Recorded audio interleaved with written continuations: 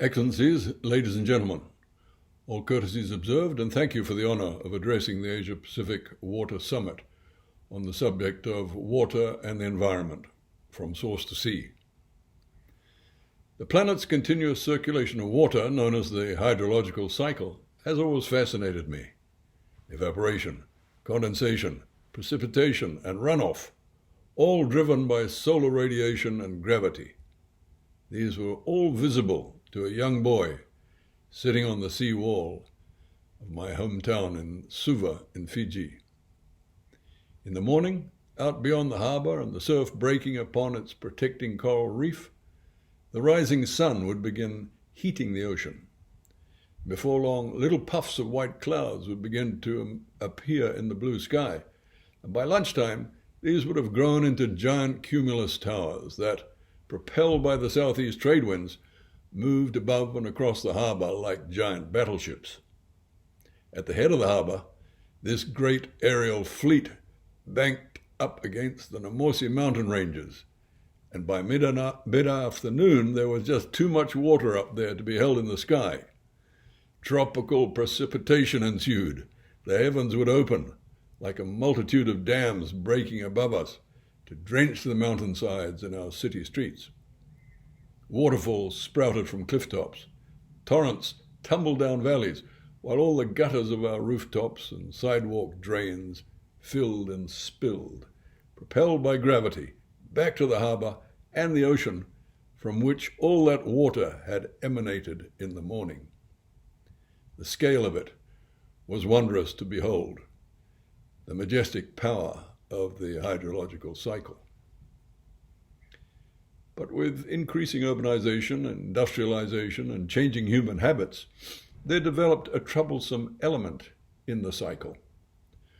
On its way back to the sea, the water began carrying things that were foreign to the ecosystems of our coast.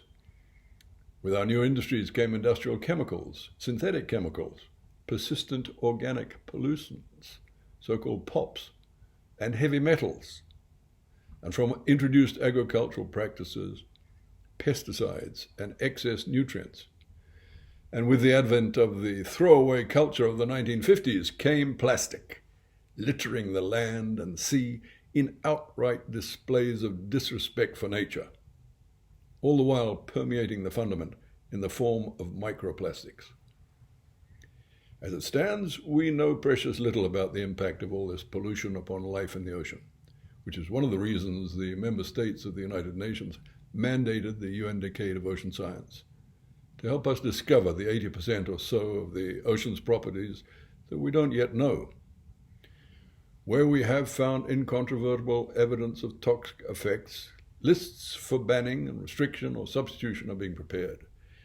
And even as we start to think about what can be done to safely dispose of existing stockpiles, out of sight, out of mind is not good enough. We must be prepared to act decisively if we're going to end what the UN Secretary General Antonio Guterres has described as our war against nature. In that regard, a hugely encouraging step was taken at the UN Environmental Assembly in Nairobi last month, where the Assembly unanimously adopted a resolution to establish an intergovernmental negotiating committee to arrive at an internationally binding treaty to end plastic pollution. You know, if that sounds like a bridge too far in these consumer-oriented times, just think back to the life-saving success of the Montreal Protocol and the banning of chlorofluorocarbons. We have all the motivation we need in the shape of intergenerational justice. Who in their right minds would not act to secure a healthier future for our children, our grandchildren, and those who come after them? So, Excellencies, ladies and gentlemen, the essential point of my speaking to you today is to emphasize that freshwater and saltwater divisions must be avoided at all costs. The hydrological cycle provides that statement with all the logic it requires.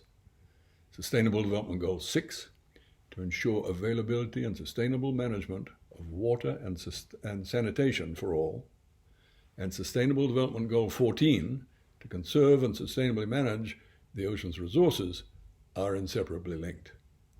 Thus, let us accept that an ocean meeting is a water meeting and vice versa. Apart from the fact that the great majority of the ocean's pollution is derived from the flow of rivers and creeks, drainage systems and groundwater, think of the return effect of the ocean through saltwater intrusion, rising sea levels, and the consequences of ocean warming through increasing ferocity and frequency of storms and changing patterns of rainfall. Think of the fact that anthropogenically caused biodiversity loss and its implications for human food security is equally as severe in freshwater lakes and rivers as it is in the ocean. Think of the movement of humanity around the world towards coastal areas and the effect this has on sewerage infrastructure or absence thereof, upon the health of our coastal ecosystems, and thereby, of course, on human health. Globally, over 80% of wastewater is discharged without adequate treatment, causing ecological damage and health risk and economic loss. So, Excellencies, ladies and gentlemen, you may have heard my mantra, no healthy planet without a healthy ocean, and the latter's health is measurably in decline. The massive challenges involved in reversing the decline of the ocean's health cannot be resolved by the ocean community on its own. And it is thus that we are reaching out to the freshwater community and others to say, we're all in this together. Let us harmonize our social, economic, and environmental priorities within the source-to-sea continuum.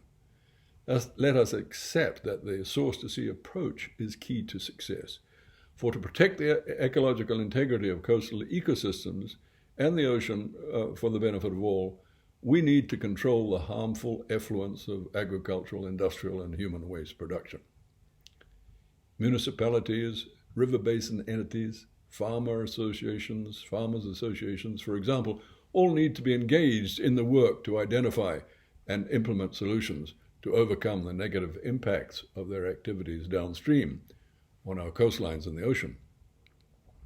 So going forward, I commend to the Asia-Pacific Water Summit that an acceptance of the source-to-sea ethos must be central to work to achieve Sustainable Development Goals 6 and 14. In that spirit, I recognize the good works of the S2S platform as a multi-stakeholder initiative enabling sustainable development across the land, freshwater, marine continuum through supporting the adoption and implementation of a source-to-sea approach to management. Through individual and joint activities, the S2S platform has been instrumental in highlighting the importance of engaging upstream communities in identifying solutions that benefit downstream ecosystems and economies. Together, the members of the S2S platform, which include many of the international and regional organizations dedicated to addressing marine pollution from land-based sources, represents an impressive knowledge and capacity base. It provides great opportunities for knowledge exchange, learning, innovation, and for strengthened implementation of activities, and assists us in bridging the gap between the various SDG interest groups to collectively achieve the 2030 Agenda. By applying the source-to-sea ethos to the challenges we face today, we will build a healthy land, freshwater, marine ecosystems coherence, and through that, a more climate resilient and sustainable future. Excellencies, ladies and gentlemen, if you're not already aware, I bring to your attention that at the UN Ocean Conference to support the implementation of SDG 14, being held in Lisbon, 27 June to 1st July, there will be a special event addressing water. On the afternoon of the first day of the conference, 27 June, a high-level water symposium will be held within the main arena of the conference. I personally see this symposium as a high point in efforts to harmonize the work being done to support SDGs 6 and 14 and wish it every success. The 2030 Agenda for Sustainable Development acknowledges the integrated nature of its 17 Sustainable Development Goals, and the Lisbon Water Symposium is very much in the spirit of addressing these interlinkages. As a long supporter of ESCAP's environmental efforts in our region, especially in relation to its work on water and ocean issues, I applaud the Regional Commission's e-learning course and its training handbook on Source-to-Sea, entitled Understanding Freshwater and Ocean Ecosystem Linkages. I also applaud the excellent work being done on these issues by the Governing Council of the Asia-Pacific Water Forum, the Japan Water Forum, the Global Water Partnership, SIWI, and the S2S platform, and assure them of my ongoing support. Our Asia-Pacific region contains more than 60% of the world's population, which as a result of climate change and changing human habits now faces huge challenges in both freshwater and ocean management. Therefore, in our region, we must all push for greater political awareness and commitment to overcome these challenges. Let us walk the S2S talk and join hands across the freshwater and ocean communities. I trust that the outcomes of the Asia-Pacific Water Summit and any declaration forthcoming will include the merits of the source to sea ethos, and that an opportunity will arise for these to be shared with the High-Level Water Symposium in Lisbon in June, all in the interests of strengthening the linkages between SDGs 6 and 14. So I say again, we must break down the silos within which we have all too comfortably been working.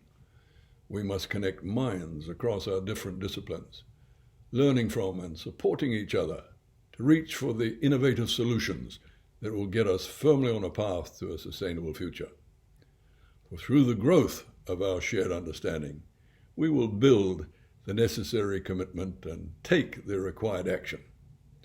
In short, we must strengthen partnerships to realize the interconnectedness of human activities from source to sea, and the majesty of the hydrological cycle shows us the way. I thank you for your attention.